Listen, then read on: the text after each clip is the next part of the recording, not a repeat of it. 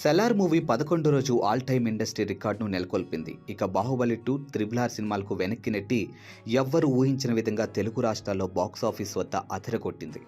ఈ movie AP, తెలంగాణలో 11 రోజు సెలారు 8.28 కోట్ల మేర షేర్ వసూలు చేసింది. దీంతో తెలుగు రాష్ట్రాల్లో సెలార్ మొత్తం 11 రోజుల్లో షేరు 145 కోట్లు దాటిందని చెప్తూ ఉన్నారు. ఇక ప్రపంచవ్యాప్తంగా అయితే 11 రోజుల్లో సెలార్ మూవీ 312 కోట్లకు పైగా షేర్ని రాబట్టిందని సమాచారం. ఇక పాన్ ఇండియా స్టార్ ప్రభాస్తో ప్రశాంత్ నీల్ రూపొందించిన చిత్రమే సెలార్ సీజ్ ఫైర్.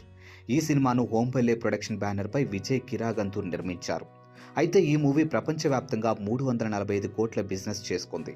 నిజానికి తెలుగు రాష్ట్రాల్లో సెలార్ కలెక్షన్ 6వ రోజు నుంచి తగ్గుకుంటూ వచ్చింది. 6వ రోజు ఈ చిత్రం తెలుగు రాష్ట్రాల్లో 4.35 కోట్ల షేర్ వసూలు చేసింది. ఇక 7వ రోజు అయితే 2.22 కోట్ల మేర షేర్ వచ్చింది. ఇక 8వ రోజు 1.71 కోట్ల మేర షేర్ వసూలైంది. అయితే 9వ రోజు అంటే శనివారం నుంచి మళ్లీ పుంజుకుంది. ఇక 11వ రోజు సోమవారం కొత్త సంవత్సరం ప్రారంభం కావడంతో ప్రేక్షకులు సెలార్ థియేటర్లకు క్యూ కట్టారు. దీంతో ఒక్కసారిగా కలెక్షన్స్ భారీ స్థాయిలోనూ పెరిగిపోయాయి.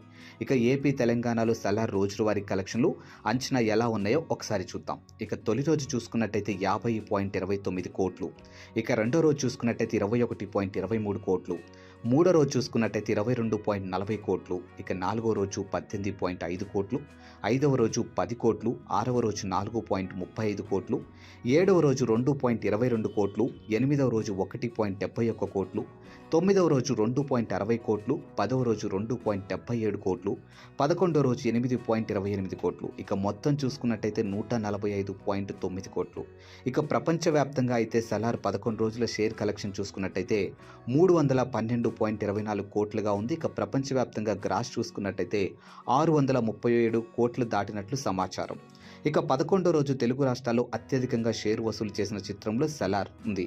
దీనికి 8.28 కోట్లు, ఆ తర్వాత ప్లేస్లో బాహుబలి 2 6.80 కోట్లు, ఆ తర్వాత ప్లేస్లో త్రిబుల్ ఆర్ 4.98 కోట్లతో మూడో ప్లేస్లోనూ ఉంది.